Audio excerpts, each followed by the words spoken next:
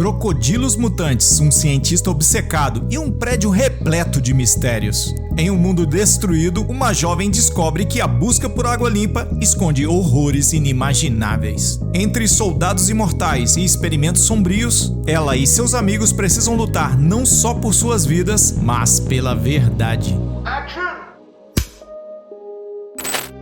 A história começa em um laboratório em Seul, onde encontramos um médico chamado Yang. E, olha, ele não está nada bem. O cara está claramente abalado pela morte recente de sua filha e decidiu mergulhar de cabeça em experimentos bem questionáveis, tentando trazê-la de volta à vida. No laboratório há um monte de lagartos e crocodilos circulando, o que deixa claro que eles também estão participando dessas pesquisas. É nesse clima de tensão que a polícia invade o local, avisando que os experimentos de Yang já custaram a vida de muitas pessoas. Mas ele, teimoso como só, injeta com algo misterioso bem na frente deles. Como quem diz: "Querem me parar? Tentem a sorte." Não dá outra. A polícia atira e, para piorar, eles ameaçam levar a filha dele embora. Antes que as coisas fiquem ainda mais fora de controle, um terremoto gigante atinge a região, devastando tudo à sua volta. Corte rápido para 3 anos depois, e o que era uma cidade cheia de vida agora virou um deserto pós-apocalíptico.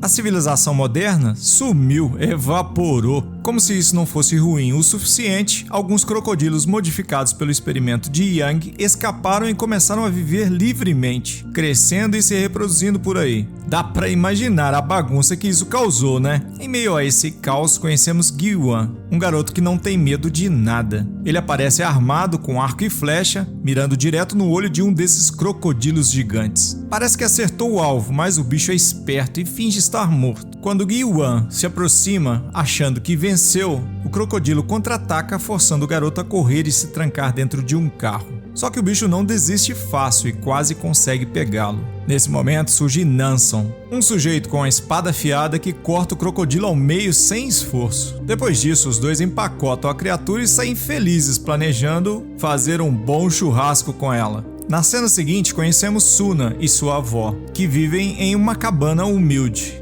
A vida delas não está fácil. A água potável é inexistente e já faz 6 meses que não chove. A avó de Suna está preocupada, mas a garota tenta manter a calma, prometendo que vão encontrar uma saída para a situação. Enquanto isso, Gi-wan e Nanson chegam ao mercado local, onde trocam pedaços do crocodilo por itens úteis. E é nesse mercado que Gi-wan fica todo bobo ao ver Suna, deixando claro que tem uma queda por ela. Suna dá um desenho que fez de Nanson como agradecimento por ele tê-la salvado durante o terremoto. E ele, animado, retribui o gesto com um grande pedaço de carne. Mas a paz do mercado dura pouco. Um grupo de bandidos aparece, se dizendo policiais, mas o único distintivo que carregam é o medo que espalham. Eles mostram um desenho de alguém que estão procurando e começam a pegar o que querem das pessoas. Um homem tenta reagir, mas eles rapidamente o colocam fora de combate. Um dos bandidos se interessa por Suna e decide levá-la à força. Gi-wan, claro, tenta bancar o herói e enfrenta o grupo, mas é facilmente derrotado. É aí que Nanson entra em cena, mostrando que não é só bom com crocodilos. Ele dá uma lição nos bandidos e ainda pega as garrafas de água limpa que eles carregavam, exigindo saber de onde vieram. Um dos bandidos explica que a água vem de um prédio especial, que só os escolhidos podem entrar lá. Ele também menciona que trabalham para um chefe chamado Tigre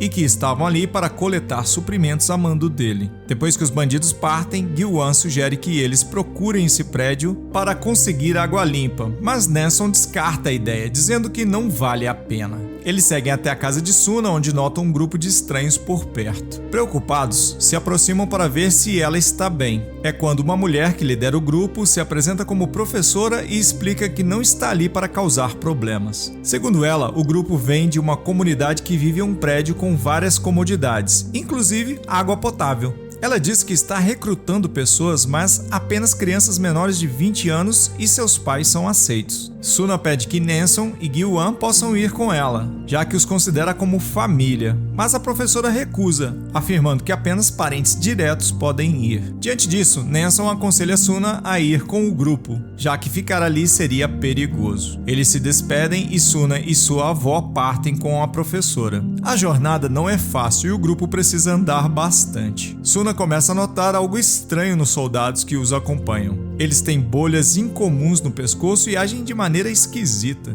Após um tempo, a avó de Suna não aguenta mais andar e a professora sugere que ela descanse em uma instalação médica próxima.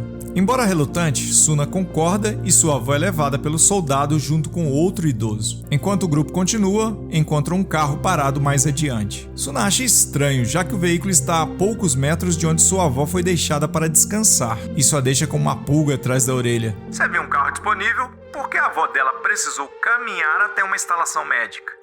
O questionamento incomoda um dos soldados, que sugere que eles podem esperar pela avó se ela quiser. Mas o restante do grupo, sedento e cansado, prefere continuar o trajeto sem parar. Enquanto isso, os soldados que levaram os idosos mostram suas verdadeiras intenções. Eles atacam os dois sem piedade e, para a surpresa deles, Gyu-wan chega bem na hora para testemunhar o crime. Revoltado, ele parte para cima dos soldados, mas logo percebe que esses caras não são nada comuns. Mesmo depois de levarem golpes, eles parecem praticamente indestrutíveis. Nenson aparece para reforçar a briga, mas nem a força dele parece suficiente para derrubar os soldados de vez. Num momento tenso, Gyu-wan amarra um dos soldados com uma corda e exige respostas, mas o sujeito corta a própria perna como se fosse nada e escapa. A coisa parecia perdida, até que uma mulher chamada Yan-Hu surge do nada e resolve o problema no estilo corta e resolve. Ela decapita os soldados, acabando de vez com eles. Após o confronto, Yan-Hu explica o que está acontecendo. Ela diz que esses soldados não podem ser mortos de forma convencional. É preciso cortar a cabeça deles para que fiquem realmente fora de combate. Depois de enterrarem a avó de Suna, Yan-Hu se junta ao grupo e conta sua história.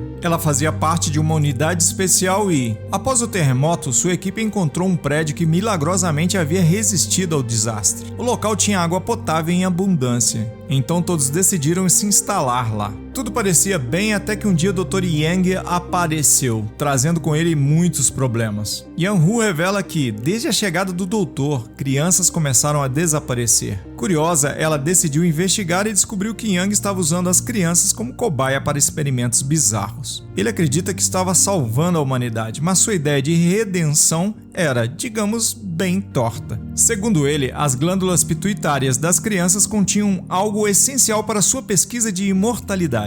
A coisa toda era tão absurda que até o chefe da unidade Yan-Hu, o sargento Quan, apoiava o médico. Quando ela tentou expor o que estava acontecendo, a resposta foi clara.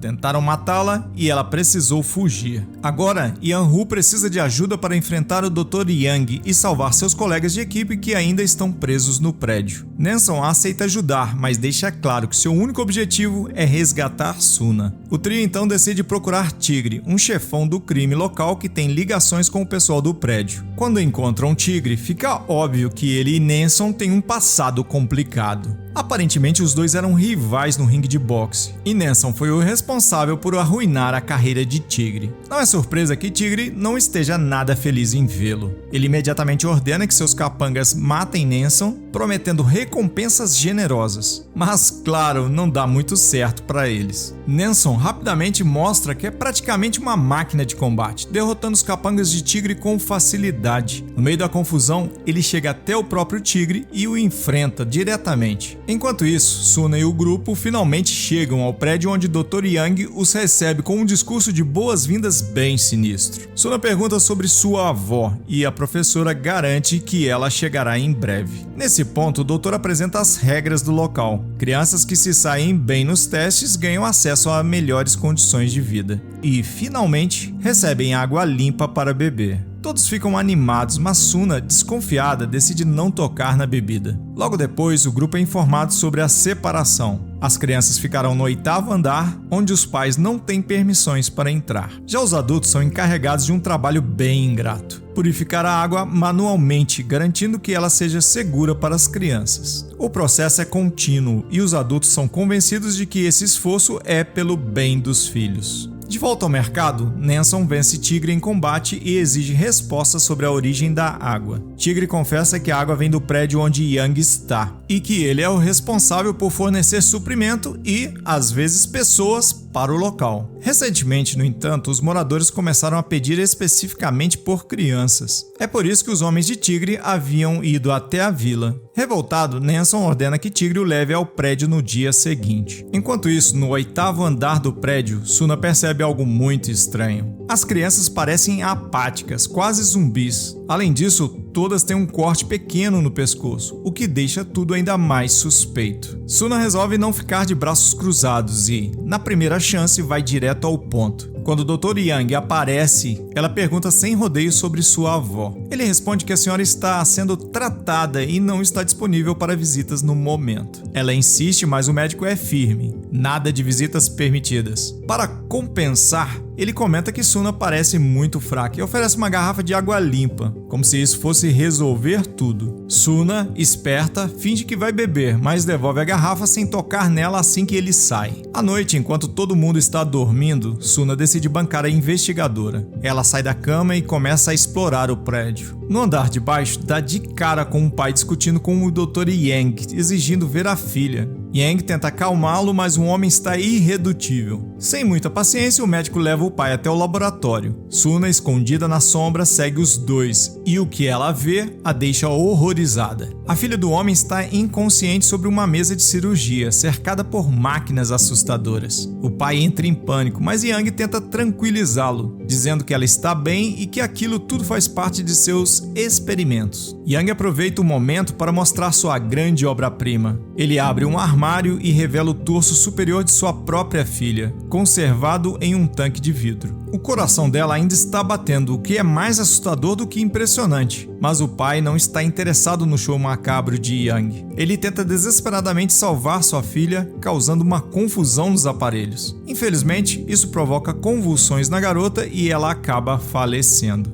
Yang, furioso com a interferência, perde a cabeça, no sentido figurado, infelizmente, e ataca o pai, matando-o. Suna, que estava se escondendo, tenta sair despercebida, mas não dá sorte. Yang a descobre e a arrasta para a mesa de operação com um sorriso que é pura maldade. Ele explica que a água que ela bebeu já começou a transformá-la e que agora vai extrair o fluido que ele precisa de sua glândula pituitária. Enquanto isso, Nanson, Gil-wan e Yan-hu chegam ao prédio. Só que os soldados acham tudo muito suspeito, já que não é dia de entrega, e começam a investigar o veículo. Sem perder tempo, Nanson decide resolver do jeito dele, ou seja, com tiros. Ele e seus aliados enfrentam os soldados e conseguem eliminá-los. Depois entram no prédio, pronto para resgatar Suna e acabar com os planos de Dr. Yang. Enquanto isso, no laboratório, Yang está prestes a começar o experimento em Suna quando recebe a notícia de que intrusos estão no prédio. A tensão só aumenta quando o trio chega ao porão, um lugar tão sombrio que parece cenário de filme de terror. Lá eles são surpreendidos por um ataque de zumbis híbridos, um presentinho extra do doutor. A luta com os zumbis é intensa, mas o trio dá conta do recado. Yan-hu fica devastado ao perceber que os zumbis eram, na verdade, seus antigos colegas de equipe, transformados em monstros pela experiência de Yang. Mesmo abalada, ela segue em frente com Nanson e Gil-wan. Logo, Yan-hu encontra o sargento Quan, que tenta convencê-la a se juntar a ele novamente. Ela, obviamente, recusa e parte para o ataque, mas apesar de todos seus esforços, Quan é praticamente invulnerável. Ele acaba levando a melhor, esfaqueando Yan-hu e jogando-a para fora do prédio. Enquanto isso, Gil-wan captura a professora, que, com muita relutância, o guia até Suna. No caminho, eles dão de cara com o sargento Quan. Nanson insiste para que Gil-wan vá resgatar Suna enquanto ele cuida de Quan. De volta ao laboratório, Yang injeta o fluido extraído de Suna em si mesmo, esperando alcançar a imortalidade. Mas há um problema. Como Suna não bebeu a água preparada, o fluido dela não foi alterado como deveria. O resultado, em vez de se tornar imortal, Yang começa a se transformar em um mutante. Gil-wan finalmente chega ao laboratório e tenta salvar Suna, mas um dos soldados do doutor o surpreende e o ataca violentamente. Enquanto isso, Nanson enfrenta Quan em uma luta brutal.